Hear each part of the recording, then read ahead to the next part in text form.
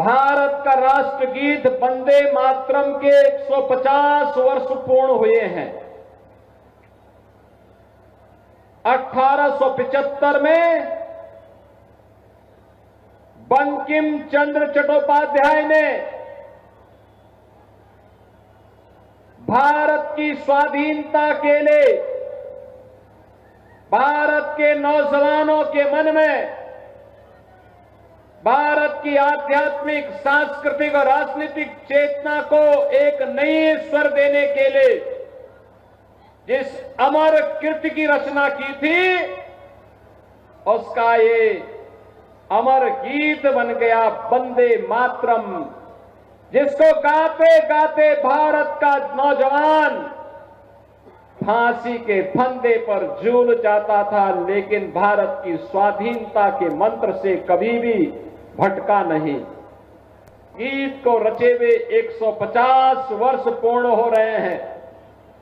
इस अवसर पर इस गीत के अमर रचयिता बंकिम चंद्र चट्टोपाध्याय की स्मृति को नमन करते हुए उन सभी क्रांतिकारियों और हुतात्माओं को भी विनम्र श्रद्धांजलि अर्पित करता हूं, जिन्होंने वंदे मातरम गाते हुए भारत की आजादी के लिए अपने आप को समर्पित किया।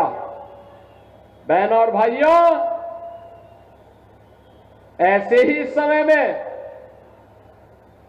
जब एक और अमर कीर्ति वंदे मातरम के रचयिता को हम स्मरण कर रहे हैं, और तब भोजपुरी के एक कलाकार विनय बिहारी के समर्थन में आपसे अपील करने का अवसर मुझे प्राप्त हुआ है।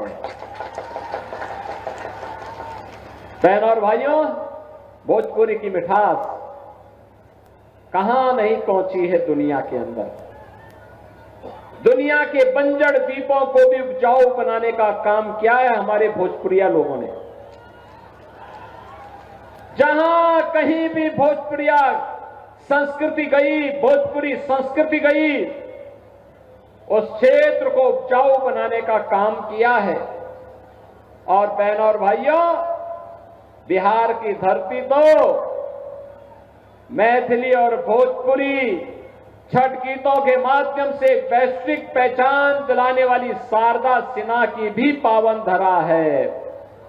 शारदा सिन्हा को पद्म पुरस्कार मोदी जी ने ही दिया है। मोदी जी की एनडीए की सरकार ने ही दिया है। कल मैं देख रहा था बिहार के अंदर, बिहार की माताओं, बिहार के नौजवानों, बिहार के अन्नदाता किसानों का उत्साह, क्या झूम करके एनडीए के समर्थन में उनका वोटिंग हुआ है। अभिनंदनीय है। 65% मतदान बिहार की धरती में बिहार के नौजवानों के द्वारा। और स्पष्ट रुझान है कि फिर एक बार जब 14 नवंबर को जब यहां की ईवीएम खुलेंगी तो फिर साकार होगा कि फिर एक बार एनडीए सरकार, फिर एक बार एनडीए सरकार के लिए ही विनय बिहारी के समर्थन में आपसे अपील करने के लिए मैं आपके बीच आया हूं। बहनों और भाइयों, आपने बिहार के जंगल राज को देखा होगा। जिन लोगों ने 2005 के पहले के बिहार के जंगल राज को, अराजकता को, गुंडागिर्दी को, भ्रष्टाचार को, अराजकता को देखा है, मेरी उनसे विनम्र अपील होगी वे अपनी वर्तमान पीढ़ी को बताएं क्या होता है जंगल राज, क्या होता है भ्रष्टाचार, क्या होती है गुंडा राज। ये जो लालटेन आज भी आ गई है ना, अब लालटेन का समय नहीं, अब तो नीतीश बाबू के नेतृत्व में, प्रधानमंत्री मोदी जी के मार्गदर्शन में बिहार एलईडी लाइट की दुधिया लाइट में आज दुधिया लाइट में बिहार सुशासन की एक सुदृढ़ नींव बनाने की ओर अग्रसर हुआ है। आज बिहार में क्या नहीं है? आज बिहार में सड़क है, बिहार में बिजली है, बिहार में पानी है, बिहार में अन्नदाता किसानों को प्रधानमंत्री किसान सम्मान निधि का लाभ है। आज बिहार के अंदर मेडिकल कॉलेजेज हैं, आज बिहार के अंदर इंजीनियरिंग कॉलेजेज हैं, नौजवानों के लिए एनआईटी, आईआईटी, एम्स, ये सब कुछ तो मेडिकल आज यहां पे आपके बिहार के अंदर है। और यह एक शुरुआत है। पिछले 20 वर्ष आरजेडी और कांग्रेस के पापों के गड्ढों को भरने में, बिहार की अराजकता को नियंत्रित करने में, बिहार के अंदर जो भ्रष्टाचार था उसको नियंत्रित करने और सुशासन की आधारशिला को सुदृढ़ करने में लगाया। लेकिन अब इसमें एक समृद्ध बिहार की नींव को और पुख्ता करने के लिए बिहार आगे बढ़ चुका है और इसके लिए एनडीए की सरकार फिर से बिहार के अंदर आवश्यक है। बहनों और भाइयों, हम सबको भूलना नहीं चाहिए, आज जो मोदी जी ने पिछले 11 वर्ष के अंदर करके दिखाया भारत के अंदर, आपने देखा होगा 80 करोड़ लोगों को फ्री में राशन की सुविधा का लाभ, 50 करोड़ गरीबों को 5 लाख रुपए की प्रतिवर्ष स्वास्थ्य बीमा का लाभ, 46 करोड़ गरीबों के बैंक में खाते, 12 करोड़ किसानों को किसान सम्मान निधि का लाभ, 12 करोड़ गरीबों के घर में शौचालय, 10 करोड़ गरीबों के घर में रसोई गैस का सिलेंडर। याद करना, यही सिलेंडर कांग्रेस की सरकार के समय में, कांग्रेस की सरकार के समय में 50,000 रुपए में ब्लैक होता था, मोदी जी ने फ्री में दिया। 4 करोड़ गरीबों के लिए आवास बनाए, 3 करोड़ गरीबों को फ्री में बिजली के कनेक्शन भी दिए। बहनों और भाइयों, आरजेडी के लोग तो लालटेन लेकर के आते थे, केरोसिन बेच देते थे, अंधेरा होता था फिर डकैती भी डालने का काम करते थे, यही काम करते थे। अराजकता पैदा करना इनका जन्मसिद्ध अधिकार था। अब याद करो, जो पशुओं का चारा खा सकते हो वे क्या आपका राशन छोड़ेंगे क्या? आपका राशन छोड़ेंगे क्या? कभी नहीं छोड़ने वाले हैं। ये लोग विकास भी रोक देंगे, गरीबों के कल्याण की योजनाओं को भी रोक देंगे और इनके द्वारा फिर से जंगल राज होगा। कांग्रेस आरजेडी के समय में बिहार के अंदर, बहनों और भाइयों, 60 से अधिक जातीय नरसंहार हुए थे। याद करिए, 30,000 से अधिक अपहरण की घटनाएं हुई थी।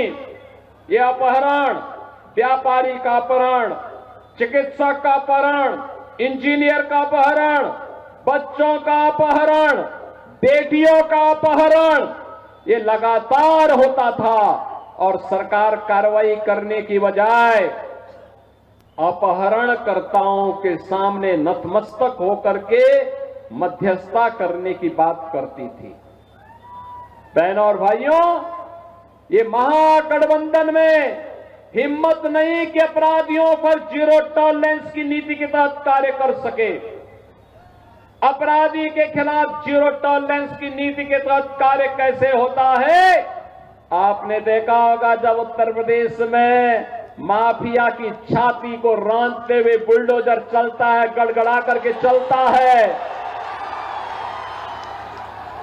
कैसे माफिया की चूलें हिल जाती हैं और माफिया के आंका भी थर-थर कांपते हुए दिखाई देते हैं। आज वहां पर नौजवान मस्त है, और माफिया पस्त है। और यही कहने के लिए आया हूं, ये क्या एनडीए कर सकता है? ये कांग्रेस, आरजेडी और इसके जितने भी पार्टनर हैं ना, ये तो आपकी आस्था का अपमान करते हैं, दंगाइयों को प्रश्रय देते हैं, खानदानी माफिया को गले से लगाते हैं। याद करिए कैसे ये लोग जो माफिया सरेआम व्यापारण का प्रण करते थे, उनको गले से लगाने का काम करते हैं। इनकी गरीबों के प्रति संवेदना नहीं है, इनकी संवेदना गुंड और माफियाओं के प्रति है। बहनों और भाइयों, ये राम का विरोध करते हैं। कांग्रेस कहती है राम हुए ही नहीं, कृष्ण हुए ही नहीं, ये कांग्रेस कहती है। आरजेडी के लोग राम मंदिर का रथ रोकते हैं। और मोदी जी के नेतृत्व में जब उत्तर प्रदेश में डबल इंजन की सरकार आई, बहनों और भाइयों, अयोध्या में राम मंदिर का निर्माण हो गया, भव्य राम मंदिर का निर्माण। याद करिए, अयोध्या में राम मंदिर हुआ है, मां जानकी भी वहां पर विराजमान हुई है। महर्षि वाल्मीकि के नाम पर इंटरनेशनल एयरपोर्ट का नामकरण हुआ है। वहां पर रहने के लिए जो रेन बसेरा बने हैं, उनका नामकरण निषाद राज के नाम पर हुआ है। निषाद राज के नाम पर ये हमने किया है। और जहां आपको प्रसाद प्राप्त होता है ना, उसका नाम है माता सबरी रसोई। ये है सामाजिक न्याय, सबको समेटना। और अयोध्या में रामलला का मंदिर, तो सीतामढ़ी में मां जानकी का भी भव्य मंदिर का निर्माण का कार्य आगे बढ़ चुका है। क्या ये काम कांग्रेस कर पाएगी? क्या आरजेडी कर पाएगी? क्या उनके सहयोगी कर पाएंगे? क्या? बहनों और भाइयों, हमें याद रखना होगा, ये लोग बहकाने का काम कर रहे हैं। आप मुझे बताओ, जब इनको सत्ता में 20 वर्ष मौका मिला, 15 वर्ष मौका मिला था, उन 15 वर्षों में इन्होंने बिहार के नौजवानों को ठगने का काम किया था। नौकरी के बहाने उनकी जमीन ही हड़प डाली थी। यही तो काम किया था। अपहरण को एक उद्योग बन चुका था, नया उद्योग नहीं लगता था, लेकिन जो उद्योग पहले से था वो तो भागता था, छोड़ करके भाग रहा था, और उद्योग यहां पे अपहरण हो गया था। बहनों और भाइयों, नीतीश कुमार जी के नेतृत्व में अपहरण का उद्योग बंद हुआ, गुंडागर्दी रोकने पर प्रभावी कदम उठाए गए, विकास के कार्यों को तेजी से आगे बढ़ाने का काम हुआ है। अब नए भारत का नया बिहार।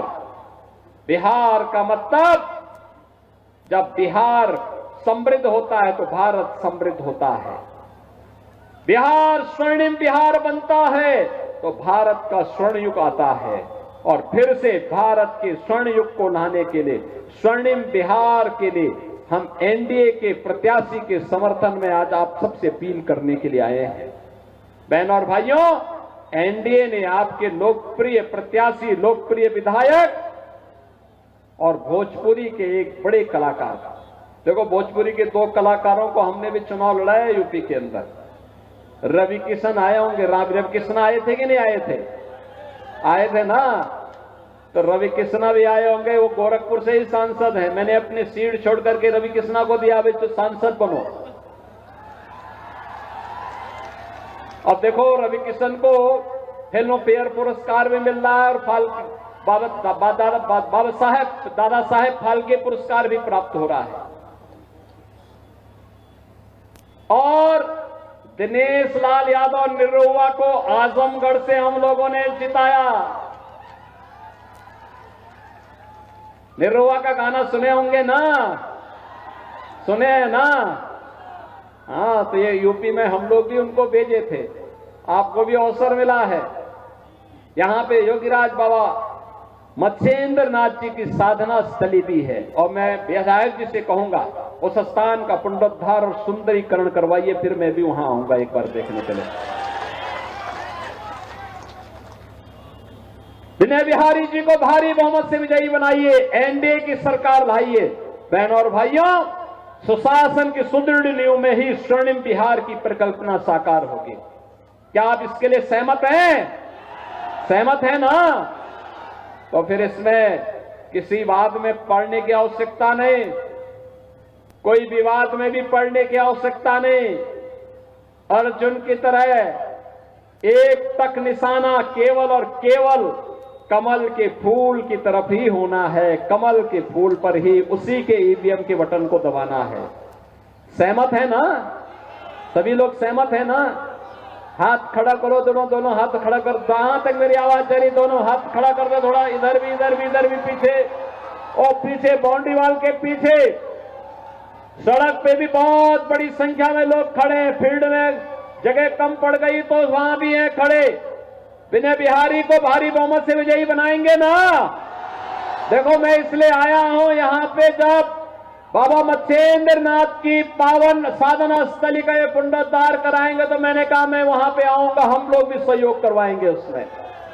सहमत हैं सब लोग ना? जितवाएंगे ना? दोनों हाथ खड़ा करके मुझे आश्वस्त करिए, सभी लोग सहमत हैं ना?